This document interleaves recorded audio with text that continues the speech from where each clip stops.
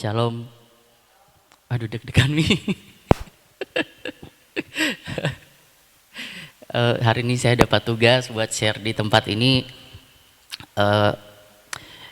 Saya lebih ke kesaksian aja sih. Jadi saya mau kesaksian tentang taman. Jadi saya dapat sesuatu bahwa taman yang Tuhan sediakan di tempat ini itu ada masanya. Kita sebagai orang anak-anak Sion itu menjadi anak-anak sulung yang Tuhan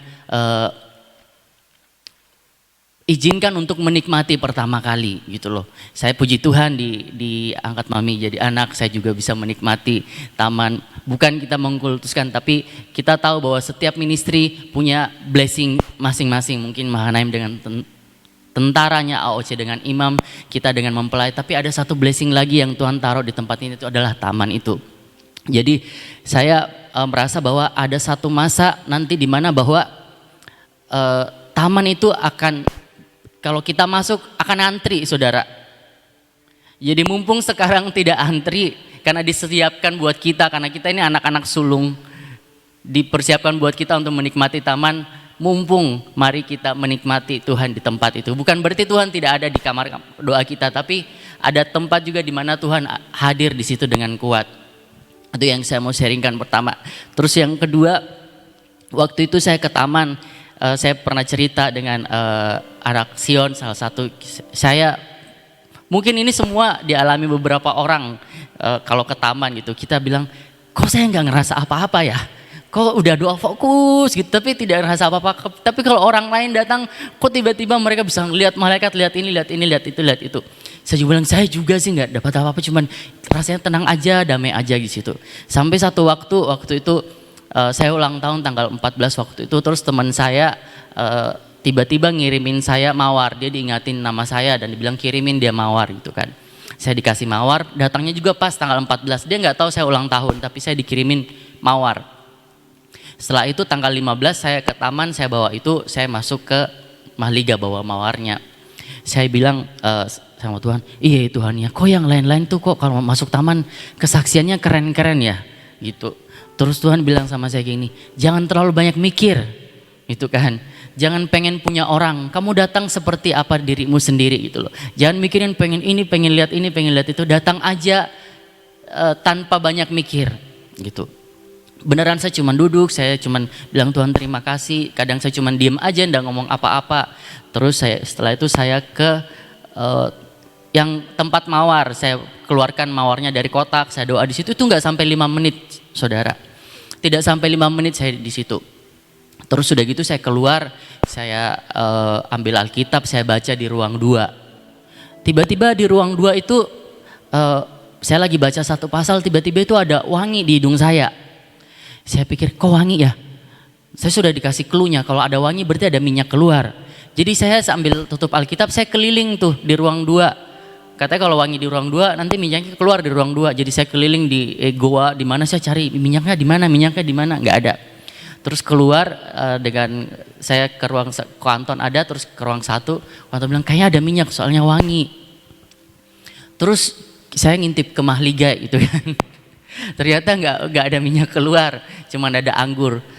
Terus tiba-tiba mata saya tuh lihat ke mawar, itu keluar minyak banyak banget. Jadi kayak bunga mawar itu kayak baju kita tuh kayak kena hujan, jadi basahnya tuh basah kuyup, mawarnya minyaknya banyak banget gitu loh. Jadi sampai saya nangis di tempat tuh, saya bilang ya ampun Tuhan, saya ini dapat anugerah bisa lihat itu gitu loh.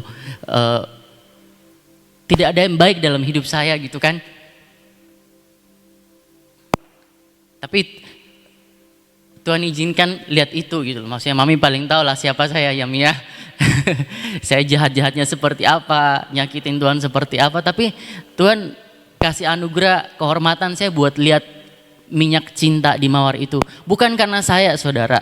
Itu karena doa-doa mami, doa-doa semua orang yang datang ke taman, dan Tuhan juga memang mau kasih minyak itu di tempat itu. Jadi minyak itu keluar dan saya bilang Tuhan saya ini siapa gitu loh, dapat anugerah bisa lihat minyak itu, sesuatu yang ajaib di taman itu kayak gitu-gitu. Jadi Itu yang mau saya saksikan tentang taman. Jadi saya berdoa, mari nikmati Tuhan gitu loh. Ada Tuhan sediakan blessing yang besar di tempat ini. Mari kita nikmatin sebelum nanti kita antri. Kalau waktu itu saya dapat satu rombongan 30 orang, mereka harus antri, masuk 15 dulu, 15 di luar, dalam selesai baru masuk lagi 15 gitu kan. Kita anak-anak sulung yang bisa menikmati lebih intim karena lebih mungkin belum terlalu ramai, jadi kita masih bisa berdua dengan Tuhan di tempat itu, nggak terlalu ramai. Saudara, terus kita masuk ke firman-Nya di Lukas 7.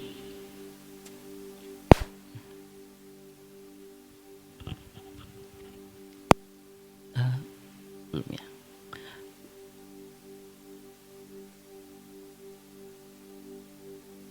Lukas 7 ayat 36. Oh ya. Oh ya, ini saya bacain. Saya bacain aja. Seorang Farisi mengundang Yesus untuk makan di rumahnya. Yesus datang ke rumah orang Farisi itu lalu duduk dan makan. Next. Di kota itu ada seorang perempuan yang terkenal sebagai seorang berdosa. Ketika perempuan itu mendengar bahwa Yesus sedang makan di rumah orang Farisi itu, datanglah ia membawa sebuah buli-buli pualam berisi minyak wangi.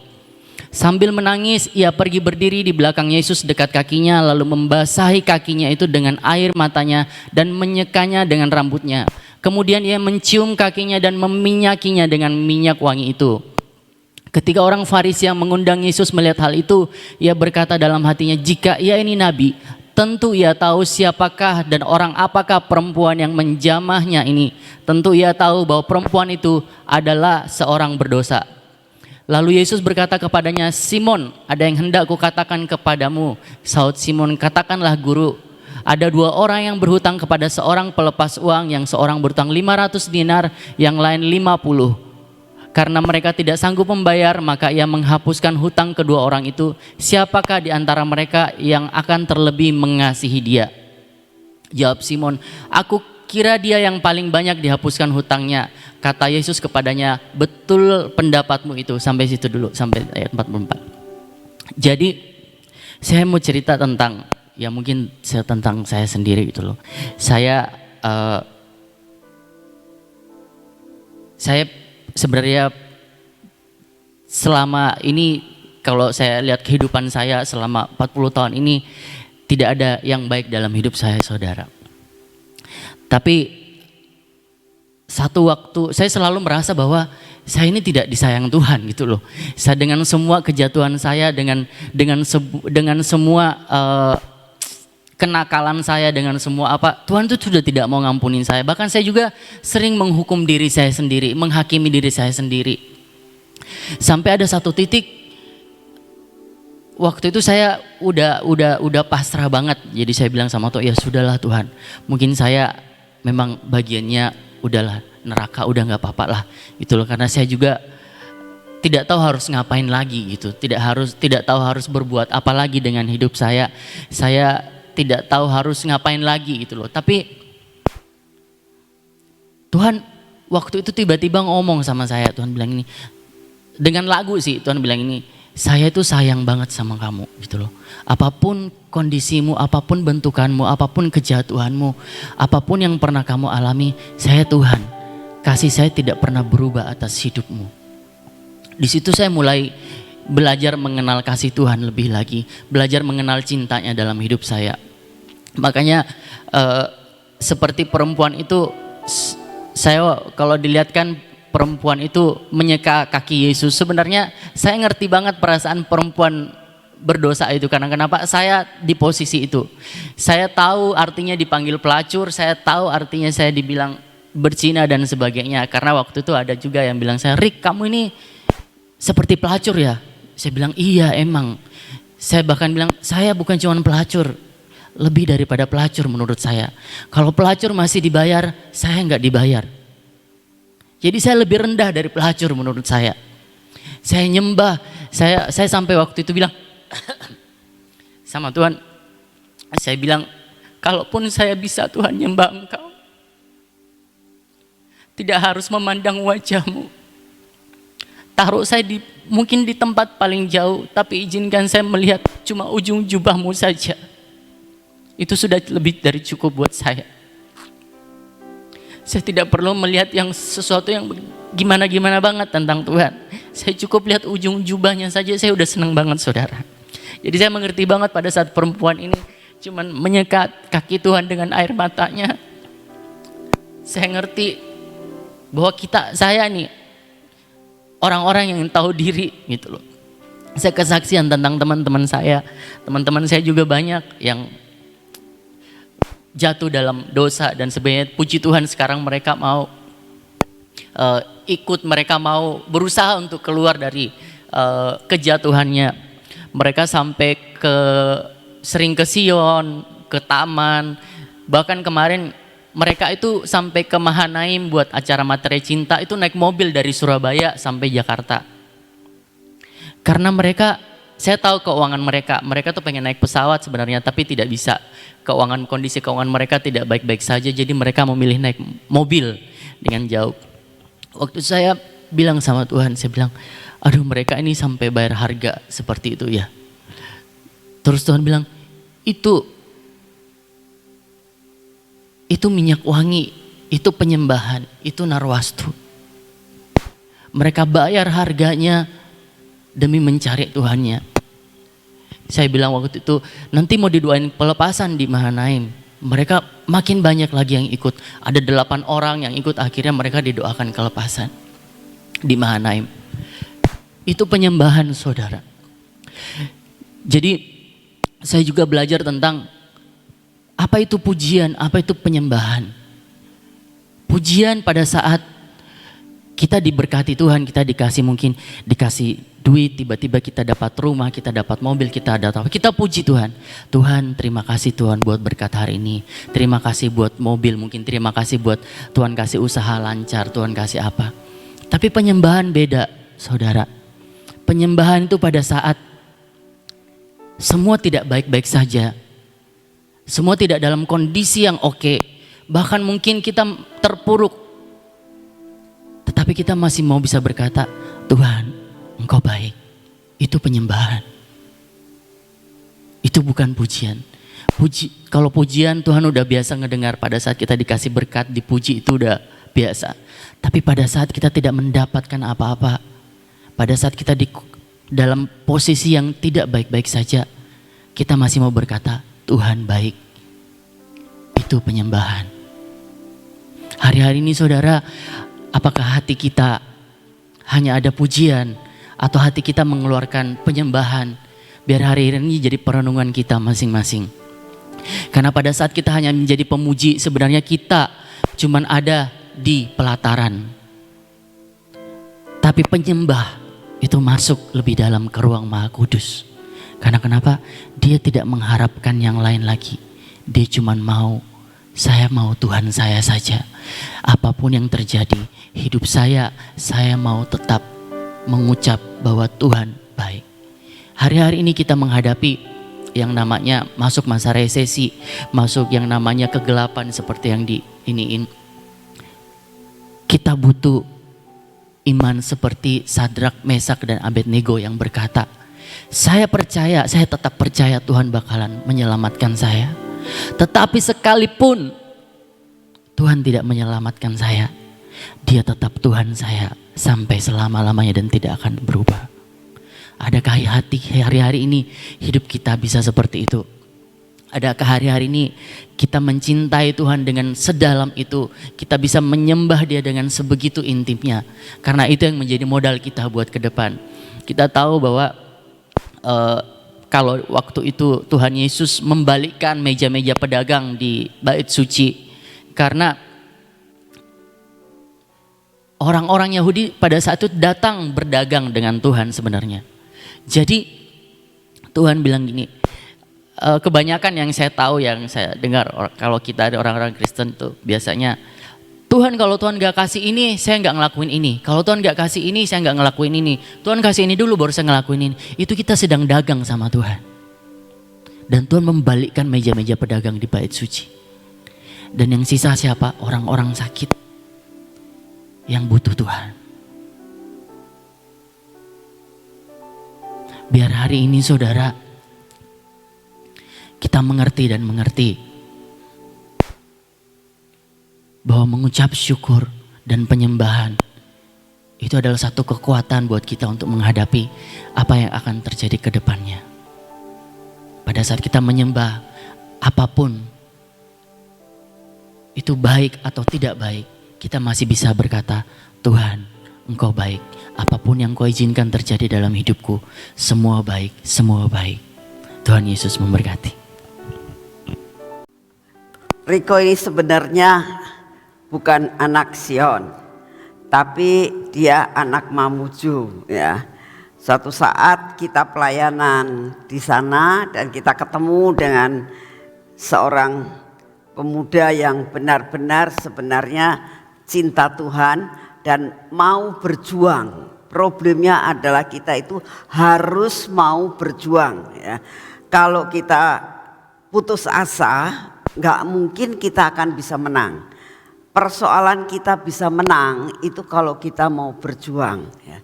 Karena perjuangan yang ada di dalam hidupnya, Roh Kudus bekerja yang membuat semuanya bisa terjadi pembalikan keadaan. Demikian juga dalam kehidupan kita, apalagi di dalam kita menghadapi masa-masa kesukaran ini. Harus ada perjuangan ya. Karena tanpa perjuangan itu kita akan kalah. Dengan tanpa perjuangan kita akan menyerah ya. Kalau sudah kalah, menyerah, sudah ya sudahlah, terserah. Dan akhirnya yaitu kita tidak akan mengalami kemenangan dan kita tidak bisa dinamakan terbang tinggi. Jadi saya berdoa, ayo kita sebagai anak-anak Tuhan perlu perjuangan ya. Ada bagian yang Tuhan kerjakan, ada bagian yang kita kerjakan. Jadi perlu perjuangan. Dan bersama dengan Tuhan kita itu pasti menang. Pasti menang. Tidak ada sesuatu kekalahan. Karena Tuhan katakan, aku ini di pihak engkau. Ya, kalau Tuhan di pihak kita, siapa yang berani melawan kita? Ya. Jadi saya berdoa, ayo kita berjuang untuk mencapai apa yang menjadi rencana Tuhan, terutama di dalam menghadapi akan masa-masa kesukaran ini.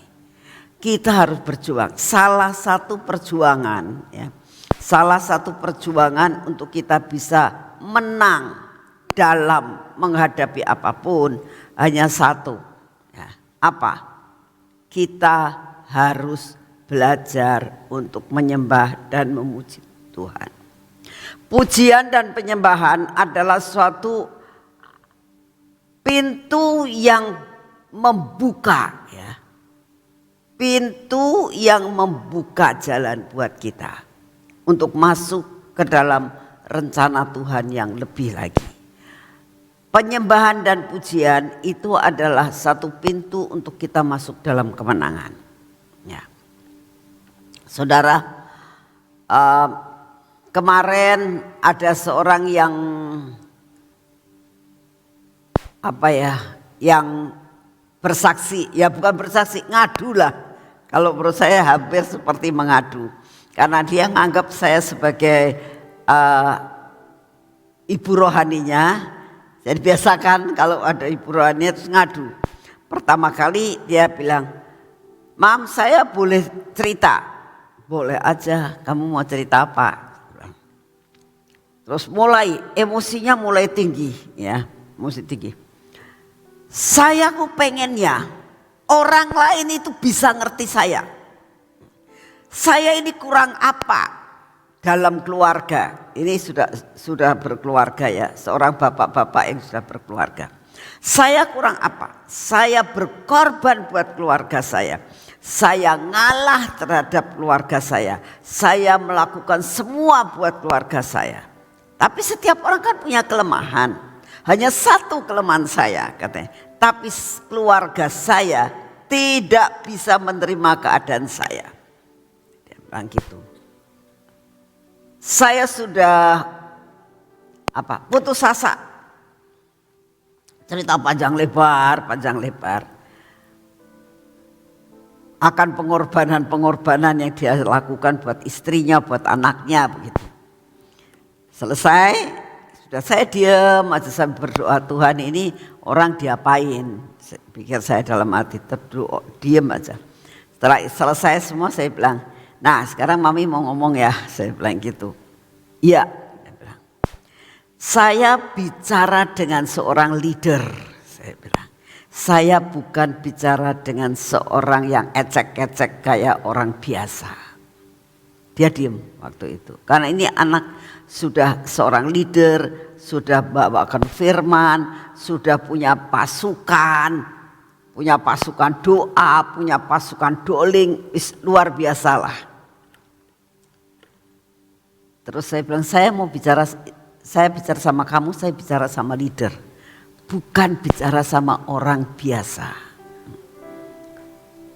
Dia diem. Saya bilang begini, firman Tuhan, terutama di dalam 10 hukum Tuhan. Tuhan katakan, kalau kamu 9 betul, 1 kamu gak bisa menggenapkan, itu semuanya 0 di hadapan Tuhan. Saya bilang. Itu aja saya ngomong.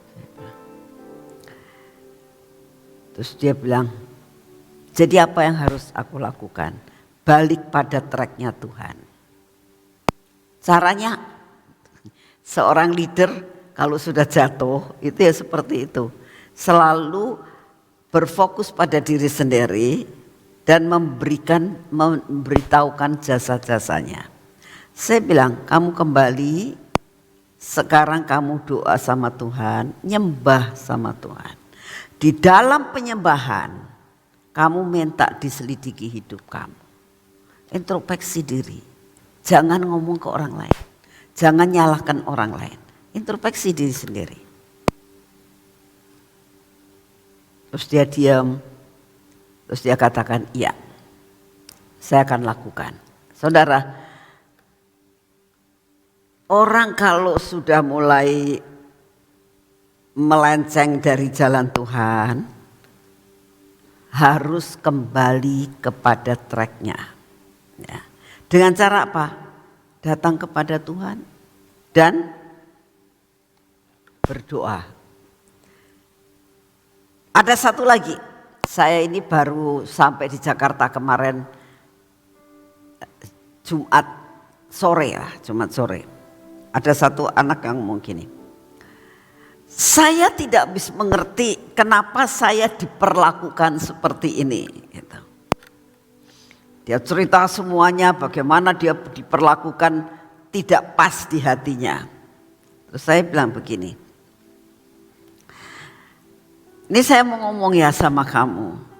Saya tidak pernah melihat dan membaca di dalam Alkitab Tuhan Yesus sebagai anak Allah yang dilahirkan di dalam dunia, lalu merelakan segala sesuatu. Dia Tuhan Yesus loh, anaknya Allah loh, ya, punya kedudukan yang tinggi loh.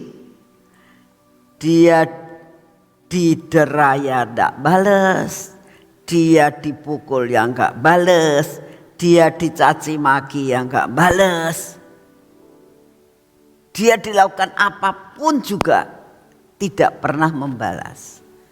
Pernah enggak kamu baca Alkitab bahwa Tuhan Yesus membalas? Dia diam. Kamu baru begini saja sudah seperti ini, saya bilang. Katanya pengen seperti Yesus.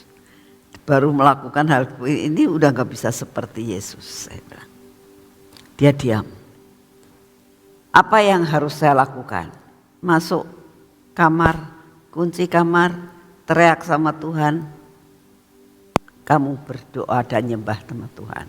Tuhan sanggup untuk memulihkan hatimu. Terus itu Jumat, Sabtu saya ketemu dia. Mukanya sudah sumringah. Dia bilang, sorry ya, aku kok selalu memberikan sampah selalu sama ibu. Katanya gitu. Gak apa-apa, saya bilang. Saya sudah balik sama Tuhan. Puji Tuhan. Hanya karena apa? Pujian dan penyembahan. Saudara harus tahu, pujian penyembahan itu pintu untuk kita kembali pada tracknya Tuhan. Amin. Yuk kita berdoa. Bapa, kami mengucap syukur untuk pagi hari ini ya Tuhan. Apapun yang kami hadapi, keadaan apapun yang saat ini kami alami, ingatkan kami Tuhan, bahwa dupa penyembahan, dupa pujian, dupa air mata yang kami kucurkan di dalam pujian dan penyembahan akan membuka suatu jalan keluar dalam hidup kami. Terima kasih Tuhan untuk semua dan semuanya. Kami mengucap syukur untuk taman yang Kau siapkan untuk kami boleh datang kepadamu setiap saat dan waktu. Dan kami boleh mencurahkan seluruh isi hati kami. Dan kami percaya Tuhan, Engkau selalu memberikan kelegaan buat kami. Terima kasih untuk kasih setiamu. Bapa, saat ini kami datang di hadapan-Mu, kami tetap berdoa buat bangsa dan negara kami ya Tuhan. Engkau tahu keadaan bangsa dan negara kami, tidak ada satupun yang dapat kami sembunyikan di hadapan hadirat-Mu. Kemelut yang saat ini ada, perekonomian yang saat ini ada, semuanya terbuka di hadapan-Mu Tuhan. Mulai daripada Sabang sampai Merauke, dari Miangas sampai Rote, tidak ada satupun yang terluput daripada penglihatan dan pandangan-Mu Tuhan. Kami hanya menyerahkan semuanya ke dalam tangan-Mu untuk Engkau yang bekerja buat bangsa dan negara kami. Kami berdoa untuk Bapak Presiden kami berdoa untuk semua staf yang ada. Berikan hikmat marifat yang daripada-Mu, roh kebijaksanaan untuk dapat menjalankan roda pemerintahan seperti yang Engkau mau. Terima kasih untuk semuanya. Dan saat ini kami datang di hadapan-Mu Tuhan. Kami tetap ingin Engkau memberkati kami dan memberikan daya tahan tubuh buat kami. Karena Engkau tahu keadaan saat ini ya Tuhan. Keadaan cuaca yang tidak menentu. Oleh karena itu kami minta di dalam nama-Mu, di dalam nama Tuhan Yesus, Engkau berikan kekuatan, daya tahan tubuh masuk dalam hidup kami, masuk dalam sel-sel tubuh kami, masuk di dalam darah kami, sehingga kami mempunyai kekuatan kesehatan yang prima yang berasal daripada-Mu. Terima kasih untuk semuanya. Pagi ini ya Tuhan, kami juga berdoa buat saudara-saudara kami yang saat ini sedang pelayanan ke Sulawesi Tuhan. Kami minta di dalam nama-Mu, Engkau yang akan terus beracara untuk saudara-saudara kami yang saat ini berangkat. Engkau yang terus memberikan hikmat marifat yang daripada-Mu untuk menjadi berkat di mana Engkau tempatkan mereka. Terima kasih untuk semuanya. Kami juga berdoa untuk sebentar sore Tuhan, tolong kami. Siapkan kami untuk menerima dan menyambut firman-Mu sebentar sore. Sebentar sore kami akan beribadah Tuhan. Kami minta anugerah-Mu. Datanglah Tuhan bersama-sama dengan kami. Hadir bersama-sama dengan kami di tempat ini. Berikan kepada kami roh untuk menyembah dan memuji nama-Mu. Berikan kepada kami hati kami mengucap syukur dan menyembah Engkau. Berikan kepada kami menerima setiap firman yang disampaikan pada hari ini. Terima kasih untuk semua. Kami berdoa untuk Ibu Lani dan Bevis yang akan menyampaikan kebenaran firman-Mu. Urapi dengan urapan yang baru. Engkau berkati akan perjalanan mereka. Terima kasih Tuhan Yesus, Engkau sungguh amat sangat baik. Segala puji, hormat dan syukur kami naikkan di hadapan-Mu. Di dalam nama Tuhan Yesus. Amin. Mari saudara kita akan masuk dalam pengurapan. Bapa, kami datang di hadapan-Mu saat ini ya Tuhan. Inilah minyak urapan kami teteskan saat ini Tuhan. Dalam hidup kami. Sebagai suatu tanda profetik. Bahwa perlindungan yang daripada-Mu tidak pernah undur dari kami. Di dalam nama Tuhan Yesus. Perlindungan yang dari Tuhan turun atas kami, atas mata kami, atas telinga kami, atas bibir mulut kami dan atas hati kami. Perlindungan yang daripadamu turun atas hidup kami. Dan semua yang tidak baik Engkau hancurkan dalam hidup kami. Perlindungan dalam perdagangan kami Tuhan, dalam usaha kami Tuhan. Perlindungan yang daripadamu turun atas kami, pada tangan kami ini. Perlindungan pada kaki kami Tuhan, sehingga perjalanan kami hari ini semua ada di dalam rule yang daripadamu. Kami tidak menyimpang, melainkan kami berjalan pada jalan-Mu. Terima kasih karena Kau sungguh amat sangat baik. Di dalam nama Tuhan Yesus. Amin. Selamat pagi, Tuhan memberkati saudara semuanya.